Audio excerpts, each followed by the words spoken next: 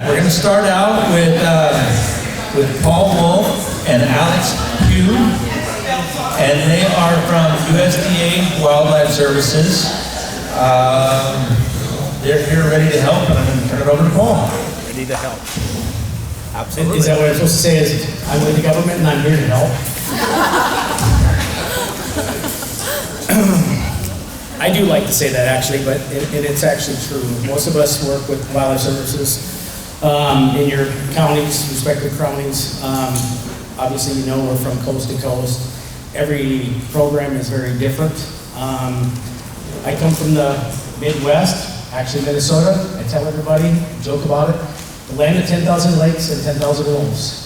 So I have a lot of wolf experience coming from Minnesota. I started off my career working actually with Dr. Dave Leach, trapping wolf and collaring, and that led to my work with Wildlife Services in my earlier days. So I've been with Wildlife Services for over 20 years. I've seen a lot. I've seen a lot of change. I've seen change for the good. Paperwork, not so much. I'd have to say we all complain about the amount of paperwork, but it's also very valuable to the work that we do and provide for all you folks. It's important to realize that, you know, Wildlife Services, as big as it is, our main mission is to resolve conflicts with people and wildlife. And with that, you know, yes, we're trying to reduce damage, and it could be from helping you with your livestock to helping with bird control at an airport. And that's actually why I brought these with, is because people don't realize, they sometimes get a skewed view, in my opinion, of our agency and all the really good things we do. And I'm very proud of our agency, of the things we do. And right here in Oregon, we protect the western snowy plover. It's a endangered species. And so all of that work that we do is really focused on trying to coexist with predators on the landscape, as well as trying to protect some, maybe some endangered species. There's a lot of things that I think bring very positive for people that are myself, as a biologist, as all of the biologists in the room. We all love to see that, but the thing is we have to be able to compromise at some point in time. We have to accept, we have to be able to be removed. That has to be part of the equation. And you'll hear that a lot from Wildlife Services. You know, we want to integrate a lot of our predator control stuff, and that means that lethal has to be on the table. But it is not the base. We're not going to try to go out and try to do lethal control all the way. But the other thing that makes it very complex for Wildlife Services is that we're a non-regulatory agency, cooperatively funded. Our funding comes from many, many streams of. I get funding from U.S. Fish and Wildlife Service to help protect snowy plovers. I get funding from BLM. I get funding from all different sources, and that has strings attached, and the type of work that we do. In the local communities, a lot of the counties, a lot of livestock producers are actually reaching into the pocket because they enjoy the value that our program brings. And it's very exciting for me to be a part of that. I would have to say that in Wildlife Services, I'm excited for what has been kind of transpiring over the past few years here since I've been here. As I said, earlier days in Minnesota, yes, we dealt with wolves. We dealt with a lot of the non-lethals as well. And so I've had to dabble with that stuff. The funding sources are different. And so what I've recognized as I come in here, to be able to implement, I need a funding source to be able to implement the non-lethal stuff to help you all. Because I've heard it time and time again where our producers are saying, Paul, can you please help me? And we can to a certain point, but our hands, our staff is very stretched. I have some of the best staff in, I'm going to say, in my district, in the country. But their time is valuable, and they're trying to alleviate those damage issues. And when I have Cricket, he looks at me bad, but Cricket is our Jackson County, most of you all here probably recognize Cricket. He does a very fine job. He is gold. And he has to work with the community, the private community, neighbors that may have a bear coming in to a garbage can, to helping you guys. And when he tries to implement or try to promote some non-lethals, that takes time. And again, I go back to, our agency's been trying to promote this, but we're not a regulatory agency. And so it has challenges with trying to do that. And so recognizing that, you know, like I said, we have been doing this for the last 22 years, and we actually try to recognize the producers that have been doing that within the sheep community. And just recently, this last year, some of the cattle producers are starting to get recognized for their involvement with helping us implement the non-lethals. When we recognize a cooperative year, it's from our field staff that's working directly with them. They're nominating. So this last year, Ted Birdseye, with him trying to implement the non-lethals and trying to work with us, our staff recognized that and nominated him. I hope to see more of that happening in the future as we try to stand. What I'll be talking about here in a second is the non-lethal program that I'm trying to implement. We've been involved with a lot of guard dog stuff in the past few years. We started our first non-lethal workshop in 2014. We helped with some non-lethal implementation in federal feedlots. And then recently, over the last couple of years, I've been working directly with the county wolf advisory committees. And I'm not a voting member, I'm there, just like Fish and Wildlife, ODFW, to provide guidance. And what has been going on is I've been promoting, hey, we need to make sure that we have some funding structure to help when cricket needs help, or we have somebody that is dedicated to non-lethal to go out and help John Stevenson when he's out investigating wolf scene, or helping him with flagery. And the same thing goes with Steve Nima. Those guys worked tirelessly, and we put a lot of time and effort into those resources, those tools. But the problem is we hear about all the tools that we were just talking about throughout the morning. You have to maintain them. And if you don't maintain them, they're not going to work. And so we don't want to educate any more animals than we have to. And so with that, what I've been doing is working with this group called Natural Resources Defense Council, NRDC. A couple of years ago, during our non-lethal workshop, they came down, I spoke to Jack Strong, and said, hey, I need help. I would really like to build a program that helps my field staff, helps my cooperators, not only livestock producers, but some of the other issues that we're having, backyard chickens in somebody's neighborhood, where a bobcat may be getting in there. We need to be able to help those people. That is what our mission is. And so we're trying to work that middle circle there, and so far it's been very successful. And like you said, Wildlife Service is a very tight community, and one of the things that I kind of stepped back and looked and talked to Jack Strong about is that they have a very successful program going on in Montana, and I'm trying to duplicate that same thing. And that's actually why I brought Alex here today, is because I want you guys to all hear how successful that program has been and what we're trying to mirror so we can all help, and we can all help each other. And we keep hearing communication, communication, communication. It's hard, but now you guys are already asking us to come on there and help you with your problems, and that's great. But let's ramp it up one more step. Let's try to add another level to our program. And so that is exactly what's happening. As I kind of alluded to, by working with that NRDC, U.S. Fish and Wildlife Service, the Wolf Advisory Committees, this thing is blowing up. I'm going to be honest with you. A couple years ago, I would have never guessed I would be where I am at today with this position. Started out with crickets getting killed on. He needs to deal with some damage issues. We have been trying to implement some non-lethals, but those non-lethals we weren't able to keep on top of it. And we were struggling with timing, with the producer going out and trying to maintain it, and our equipment's getting trashed. And so we went to the Wolf Advisory Committee and said, here's the deal, we can actually do some of this stuff. And the county was in support of it as well. They gave us a little bit of funding, $5,000. We started to make some good things happen. All of a sudden, Klamath County Wolf Advisory Committee contacts me and says, hey, I want some of that. So we had $10,000 Today, I just hired a full-time non-lethal person, and I'm super excited that I can bring them to the table.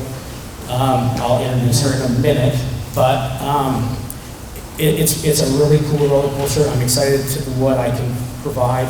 It adds a whole nother level. The thing is like all that funding is coming from the U.S. Fish and Wildlife Service, NRDC, and I say U.S. Fish and Wildlife Service, thank you for trusting that we can do something collaboratively together and try to get something going. So it means a lot to me as we try to make a real sound program, and I'm pretty confident we can. And like I said, that is going to allow us a lot more collaborative work in relationship with OFW and U.S. Fish and Wildlife Service. So again, can't stress enough, it's been a successful program in other states, and we're on the verge of making it happen right now. And so I want to show a little clip, hopefully. Okay. So this is a little video clip that the International Wildlife Film Festival put together. It's going to highlight some of our work that's going on in Montana, and you might see a familiar face.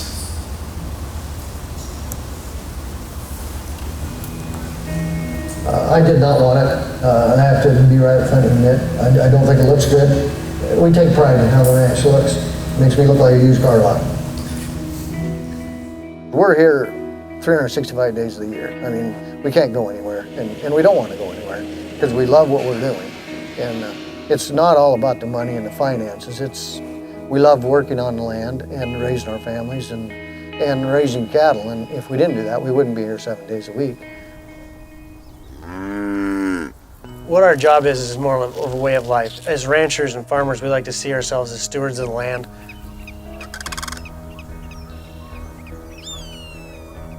We started dealing with grizzly bears 20 years ago. We had our first livestock depredation just right out in the pasture, right out in front of the house here with a grizzly bear.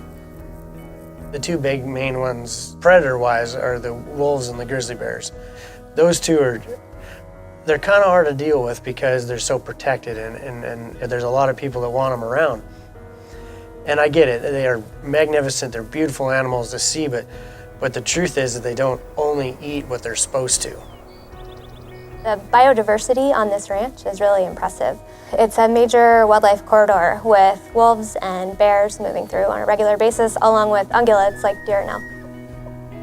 We have to allow wildlife like grizzly bears to have connectivity between these two populations, the one that centers around Yellowstone National Park and the one that centers around Glacier National Park.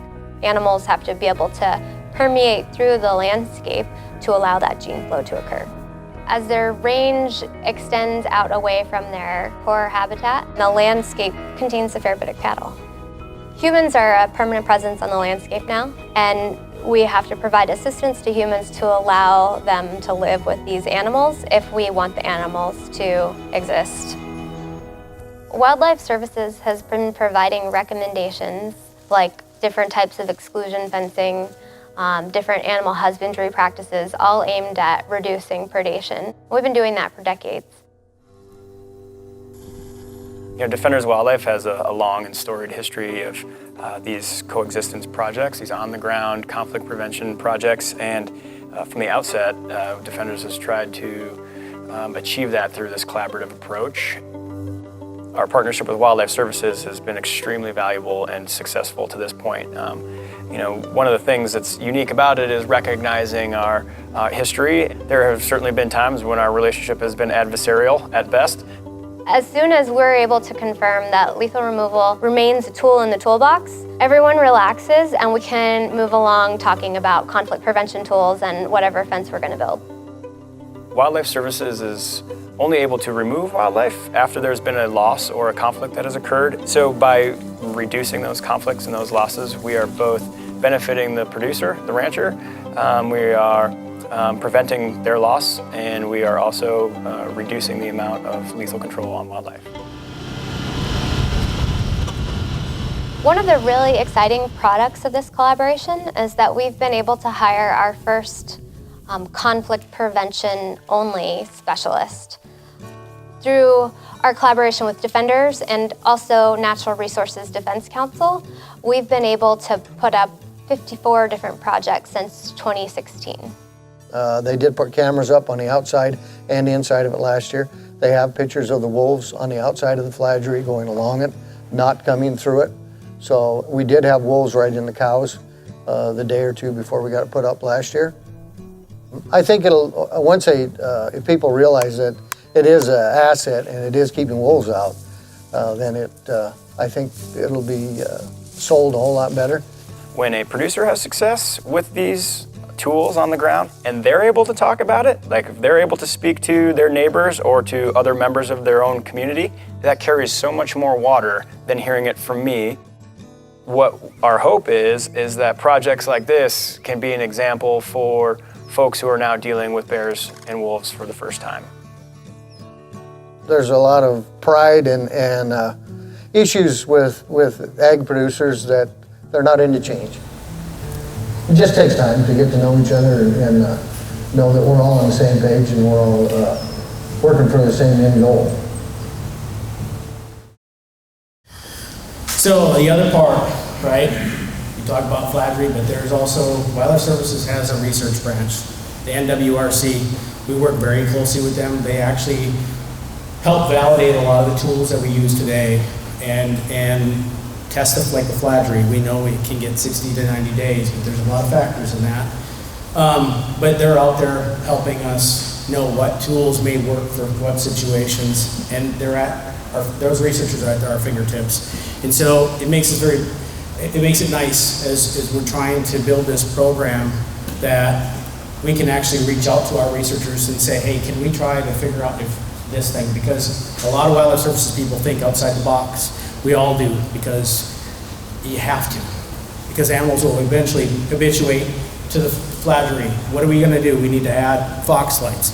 Is there acoustics that we can put out there? And so being able to put all that stuff together in a package to make sure that it's being implemented and implemented correctly, you're going to have a more successful program. But again, it takes time to do so, and that's what we got. We got actually legs on the ground now to be able to do that. So when we're trying to decide, it comes into like 3 categories. Is it actually effective? Economics, some things, you know, as we go through here, there's 3 things that really kind of come into it. The efficacy, you know, it's not what if it's going to work. It's like, does it work? You know, and then being able to test that and have folks from the research center trying to help validate if a specific tool on the ground is actually going to work or not.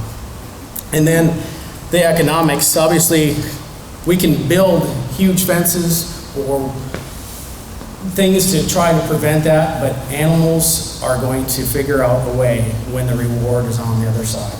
And that has come from a lot of 20 years of experience. I've seen it from Minnesota, is that, you know, we continue to keep throwing things at them. They habituate to things. And so the key to a lot of these tools, and I'm going to show it, you know, you've seen it already, but we've experimented with a lot of tools coming back from the land of 10,000 wolves. But they will continue to test and test and test until they figure out that they can get in it. Well, what are the other tools in your toolbox? And that is what we need to think about, is that we're trying to add tools to our toolbox all the time and be creative. And I know that talking to Cameron yesterday, he has some great ideas that he's trying to pull together.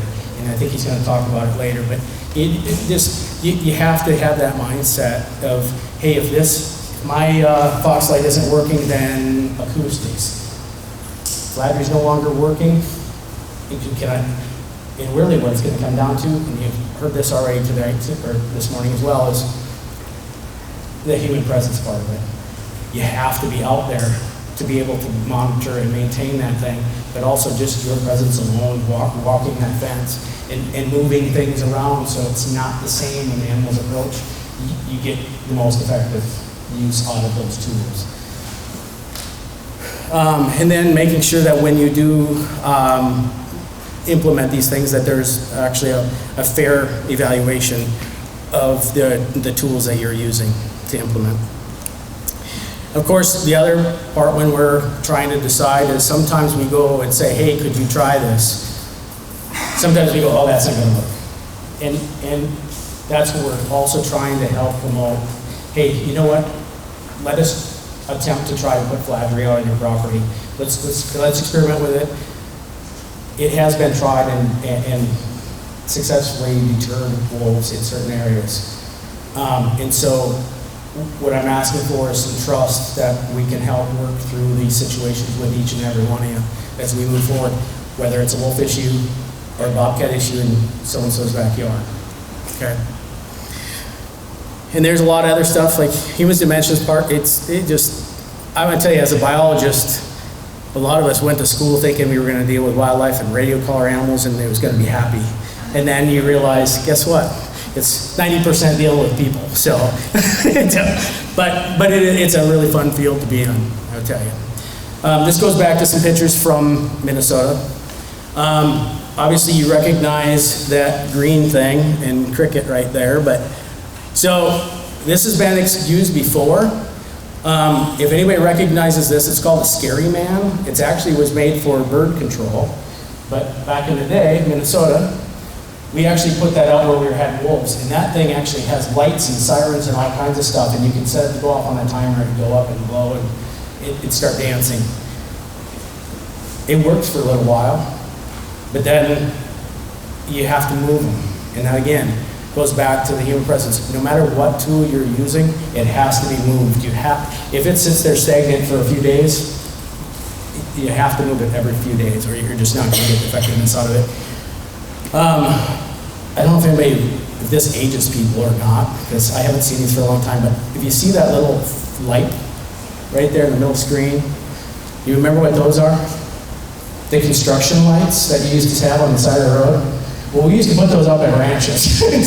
and now, the modern day now is the Fox light, the bottom one that has a little light on the top of it, it's yellow. So we've advanced from using highway lights to try to deter wolves. And again, same thing.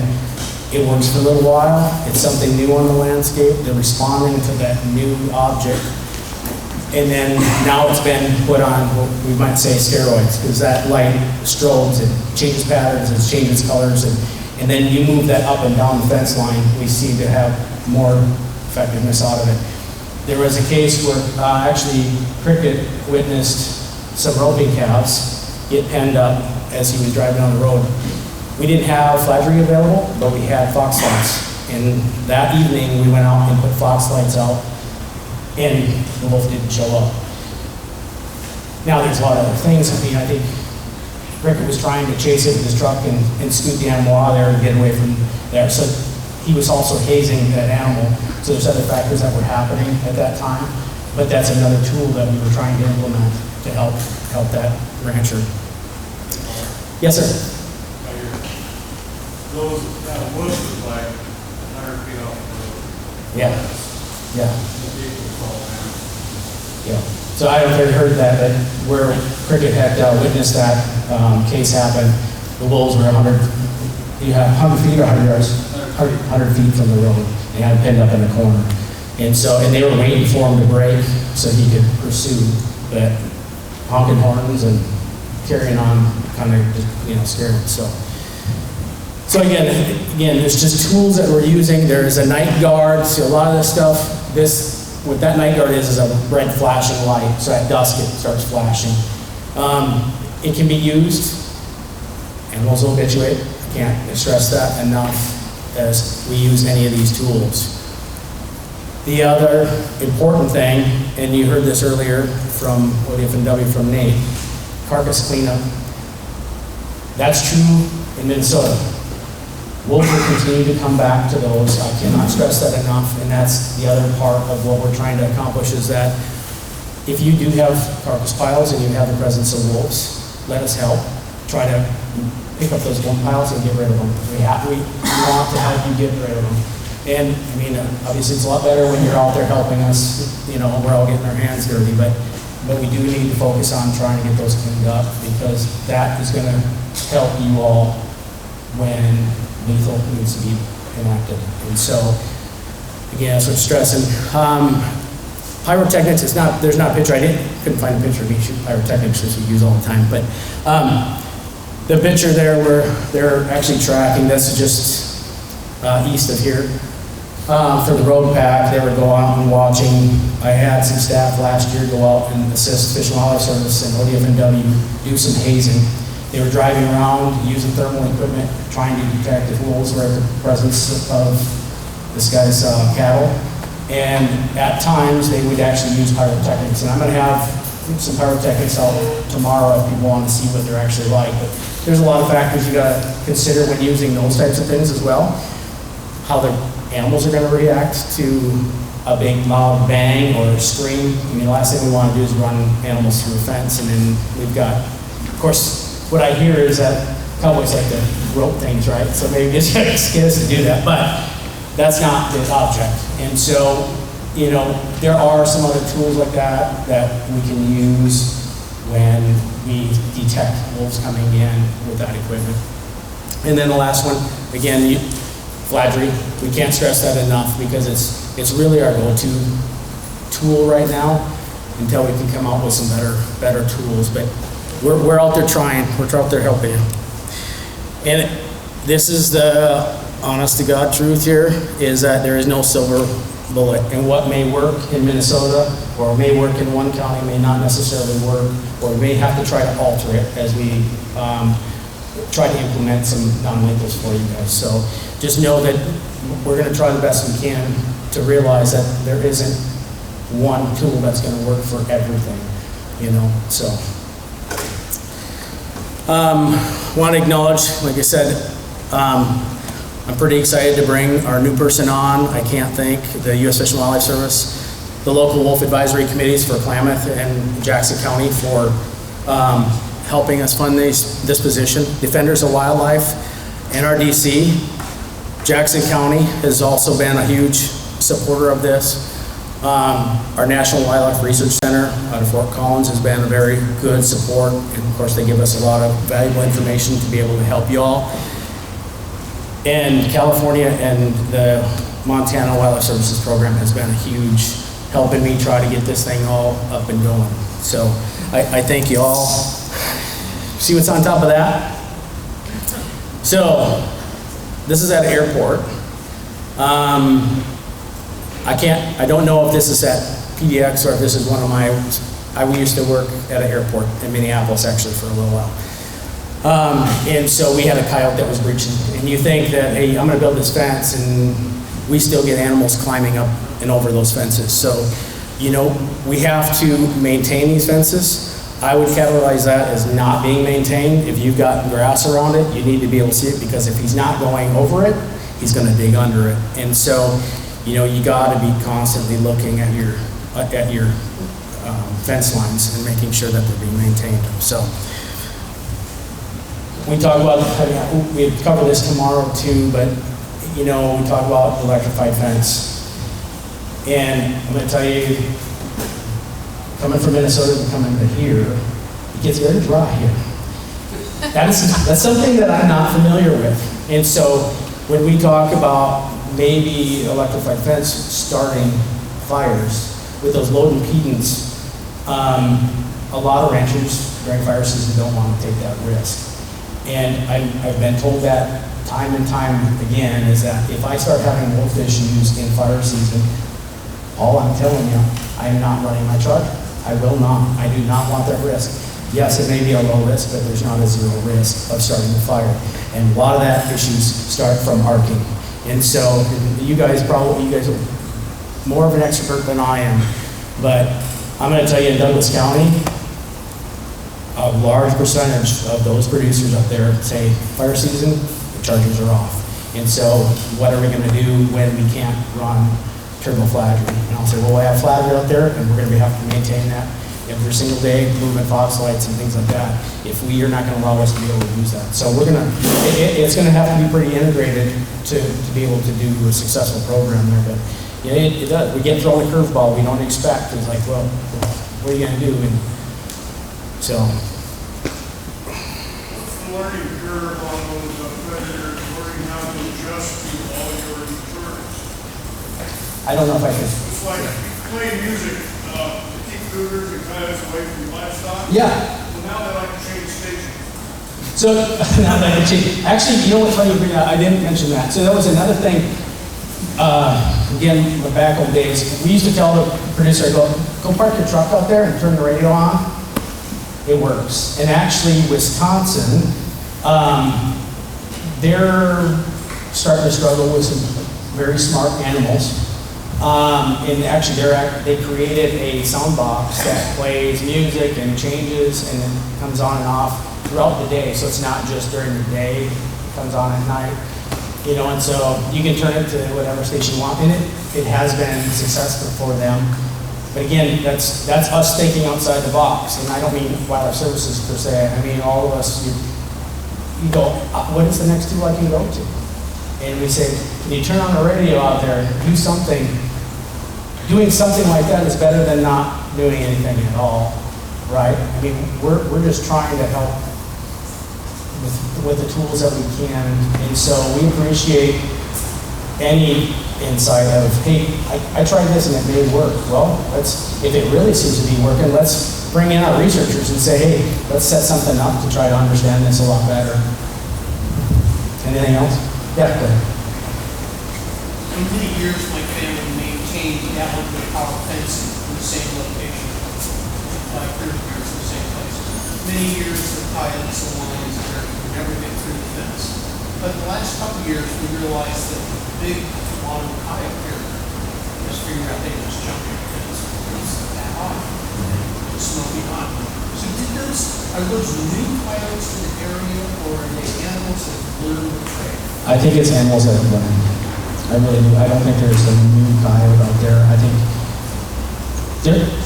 mean, those of us working with coyotes are smart. And there's a reason why they have survived for so long, you know. If there's a will, there's a way. And so I firmly believe that it's not a new coyote that we're dealing with. It's actually animals that have learned, you know, to evolve. So, you know, and that's what our agency is trying to do, right, is to target those animals that when they've learned the killing behavior, we want to have that stop. We're not there to promote that we're going to, you know, remove everything.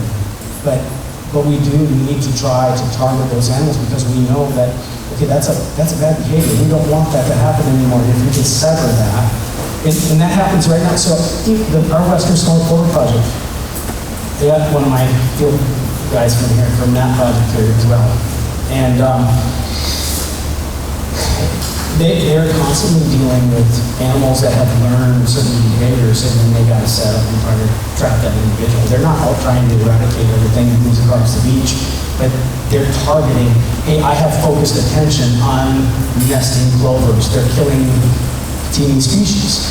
What species is it? Identify it, and then go after it. And they do a fantastic job of targeting.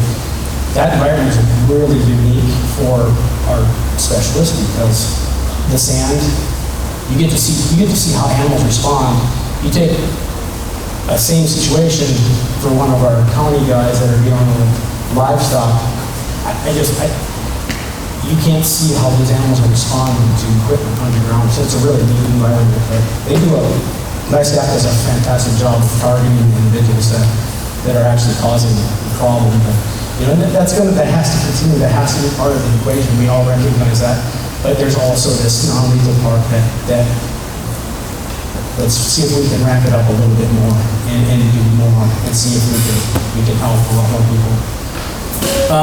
So on that, I'd like my non-lethal person. Alyssa is my new hire. Go ahead and stand up, Alyssa. So I don't have a contact number for her yet. So she is an ex-Wildlife Services employee from Pennsylvania, and she has a lot of experience with non-lethal. She's also an avid hunter as well. Very diverse background, and so it's their loss, my reward. I'm happy to have her on our team. I think we're going to do some good things within my district. So thank you for. So on that, I'm going to turn it over to Alex. Unless there's any other questions. So thanks, Paul, and thanks to the organizing committee for inviting me out here to tell the story of the Wildlife Services program in Montana and how we're increasing our capacity to serve our livestock producers in preventing conflicts, and specifically preventing conflicts between livestock and large carnivores like grizzly bears and wolves. So I like to think of all of these conflict prevention tools as a way to set boundaries for large carnivores. So just like you set boundaries with your kids to keep them from running wild across your house, these are tools that you can use to set boundaries with large carnivores to keep them from running wild across your ranches. So I want to start by setting the stage of what's happened with wolves in Montana. So wolves were reproducing in Montana as early as 1986 after colonization from dispersers from Canada. Wolves were then reintroduced, as you've heard over and over again today, in 1995 and 96 into the Yellowstone area. And by 2004, wolves were biologically recovered. They were first delisted by the U.S. Fish and Wildlife Service in 2009. That decision to delist was vacated. They were relisted and the hunting program ended. The next year, the wolves were congressionally delisted and the hunting program began. The hunting program expanded, and by 2013, 5 wolves could be taken per person through a combination of both hunting and trapping. And you can see so the numbers here represent minimum counts of wolves. Today, they think there are minimum counts, count about 633 wolves, and patch occupancy model, which estimates now 931 wolves, is probably a more likely or more accurate estimate of the total number of wolves. So minimum counts are no longer considered accurate in Montana. So this graph shows the amount of different causes of mortality, and you can see in the middle of the graph that there is liberal legal harvest. So at present, there are on average about 225 wolves removed annually through a combination of hunting and trapping in Montana. And all the while, livestock producers have been able to shoot wolves that have been caught in the act of attacking wolves. And those rules have changed over time. Now, if a livestock producer sees a wolf on their private property, they can shoot at it even if it's not seen attacking livestock. So despite this legal harvest and opportunities for livestock producers to defend their livestock, there's still a need for agency control. So agency control in Montana only happens after livestock depredations have been confirmed. And between 2008 and 2012, agency control resulted in removal of about 100 wolves each year. Since 2013, that number has gone down, and now Montana removes on average about 50 wolves each year. And despite all of these multiple forms of legal take of wolves,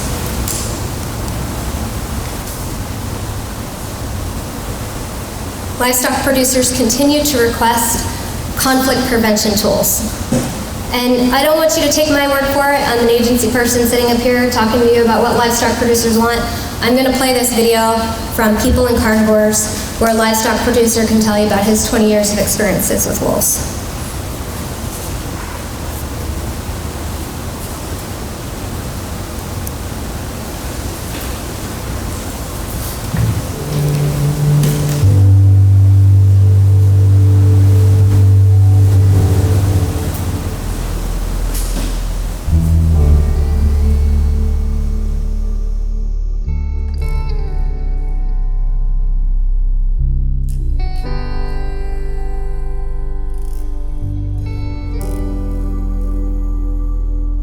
They came in when they first put them in the wilderness in Idaho. A couple of them, a pair of them were here within a year. I prefer they're not in my cattle, basically. And I do what I can to deter them. They're in my cattle, I shoot at them, I chase them off, and that's just part of me protecting what I own. I'm not out to eradicate them. And they were part of the ecosystem, they should be part of the ecosystem, but they are hard to ranch around. For the most part, the ones around here eat a lot of elk. But the closer you live to the corridor they travel, the more they're going to be in your cattle and around your cattle. A lot of the ranchers initially were like, shoot on sight everyone, I don't care if I'm going to jail, whatever. But I think there's a whole different tune at this point, and people realize they're part of what we deal with as ranchers, and you just pay attention to what your cattle are doing, how they behave. It's innate that I'm watching my cows pretty close, and you do it without even thinking. And it's not just my cattle, it's my neighbor's cattle. Neighbors are very important, no matter where you're at. I choose how I rotate my cattle based on where I think the wolves are going to be in December, because the elk don't stay in winter here, they go back to Idaho.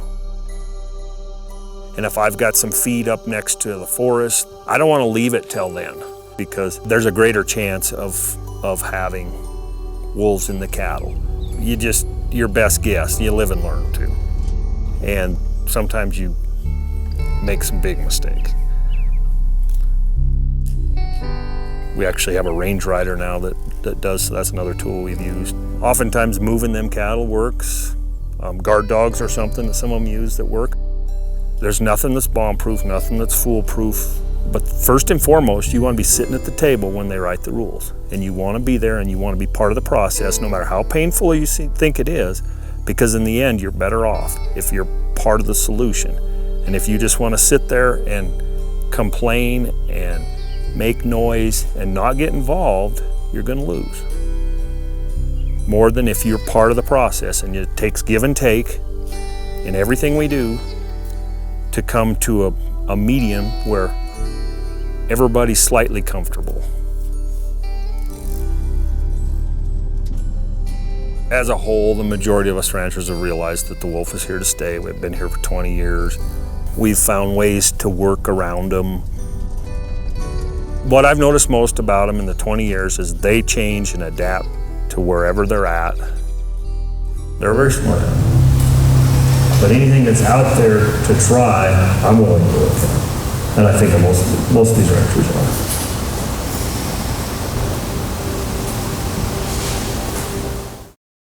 So, okay, what's the role of wildlife services in all of this, right? So wildlife services has been providing recommendations for non-lethal conflict prevention tools for decades. But it's through recent partnerships that we've been able to expand our capacity to implement these tools on the ground, working alongside producers. And it's really conversations with NRDC, Natural Resources Defense Council, and Defenders of Wildlife that have recognized wildlife services relationship with the agricultural community, and they've invested in wildlife services in being able to work with ranchers to implement these tools. And in Montana, it's not only Defenders of Wildlife and Natural Resources Defense Council, but also the Montana Livestock Loss Board and our state Montana Fish, Wildlife, and Parks. So this slide shows all of the different tools we've been talking about today: electrified fladgery or turbo fladgery, livestock guard dogs, carcass management, scare devices, range riders and herders, which can implement management intensive grazing, which is really important on high-risk landscapes. And I'm gonna spend my time talking today about just a few of these that we've been really involved with in Montana. Fencing, both turbo fladgery and electric fences, livestock guard dogs, and range riders. And really, again, I think of all of these tools as a way to set boundaries or physically exclude large carnivores. So, turbo fladgery is essentially flag football style flagging sewn onto electrified polywire. And it's used in Montana mostly to protect spring calving pastures. But it's been used for centuries in Eastern Europe to hunt wolves. And that's because wolves are naturally afraid of these flags But over time, they can habituate, and if they do habituate to the flags and they come up to test the flaggery, their initial fear is reinforced with a shock. So, since 2016, we've implemented 28 different turbo flaggery projects on the ground in western Montana, indicated by the yellow dots on this map. And you'll see there aren't 28 yellow dots, and that's because year after year we have the same producers coming back asking for us to put these things up around their calving pastures. And over the course of these 28 projects, no predation has occurred.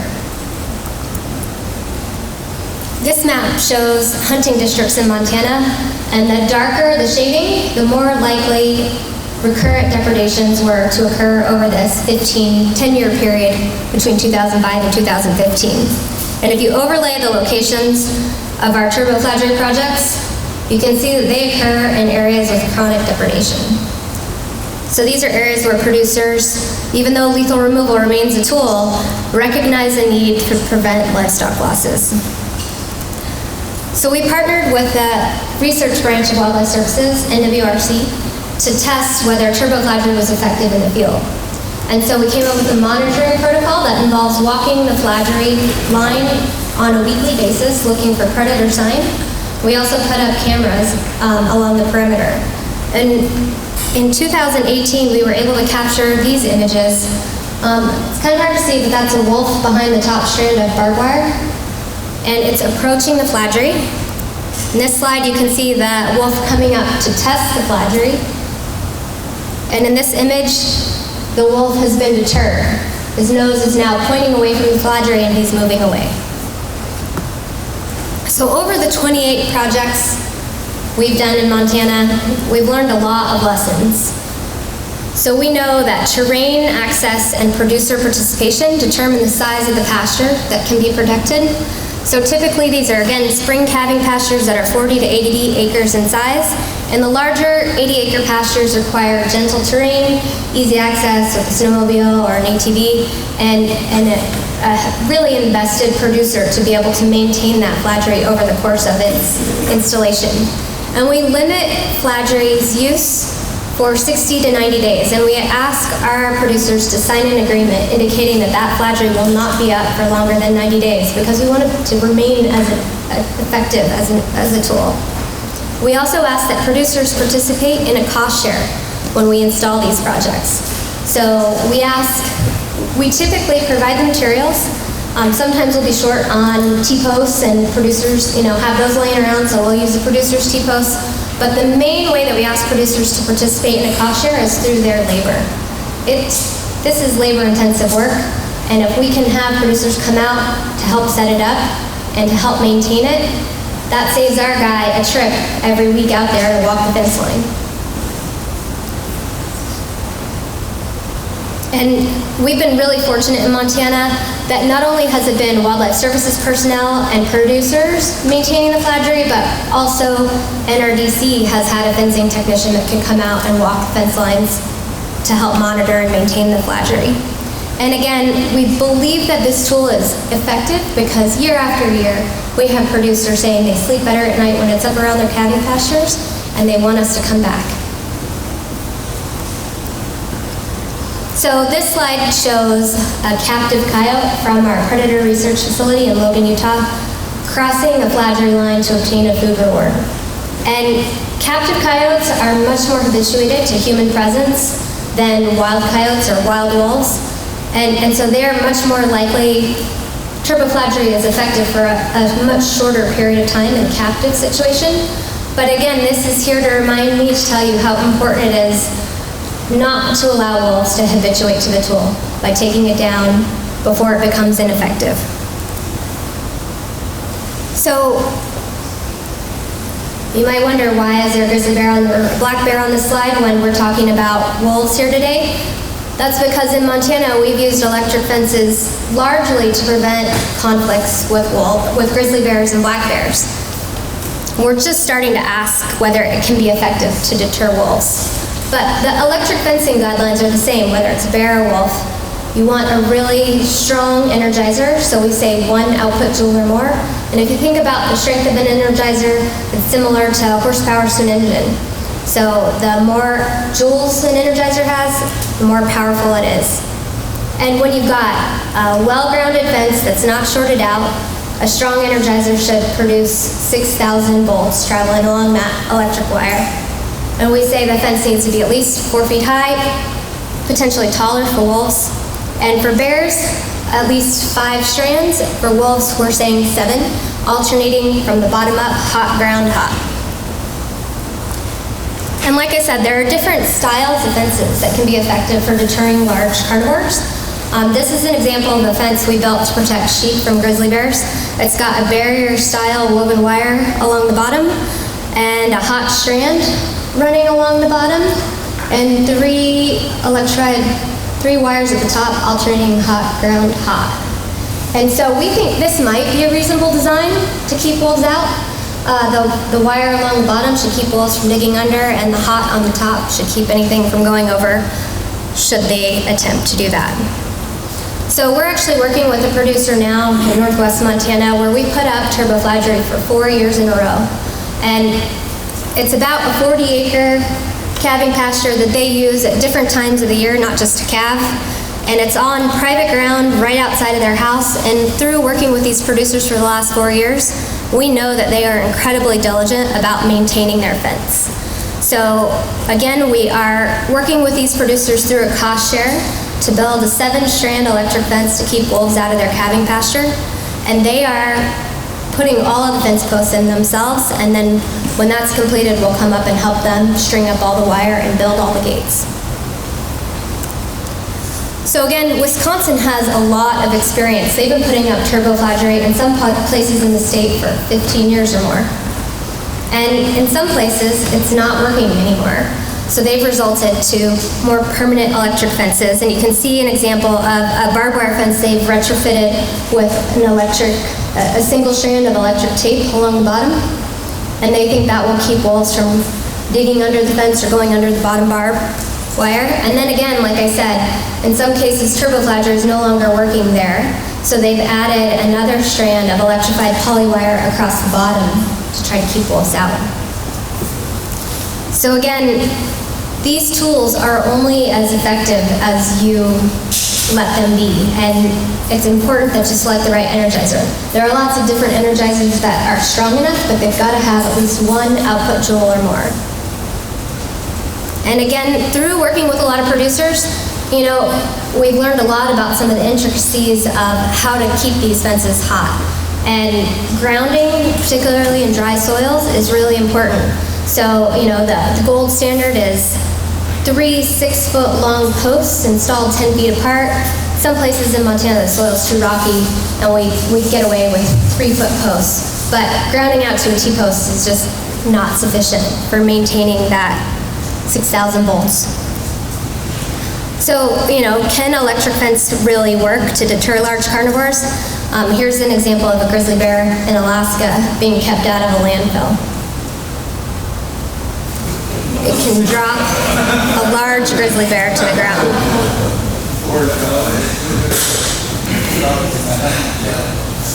So I just want to spend a little bit of time talking about livestock guard dogs. I think Cameron's going to do this more justice here in a bit.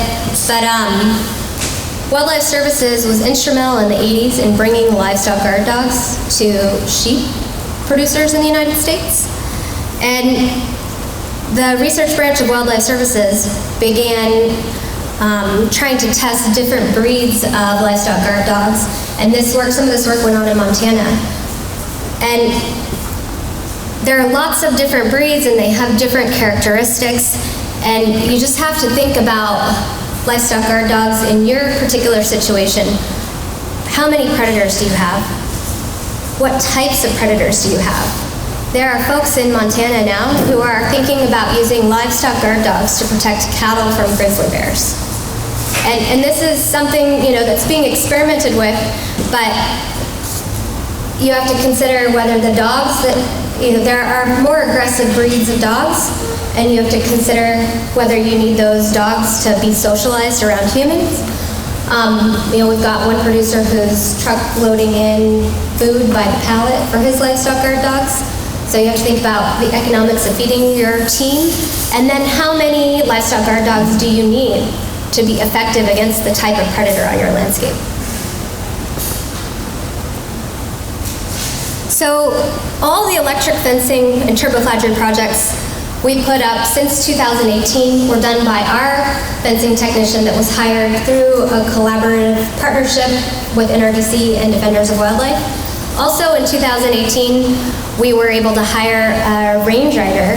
Again, this position was 100% cooperatively funded with funding from Defenders of Wildlife, NRDC, and Vital Ground. And we were able to bring him back for a second summer grazing season this year.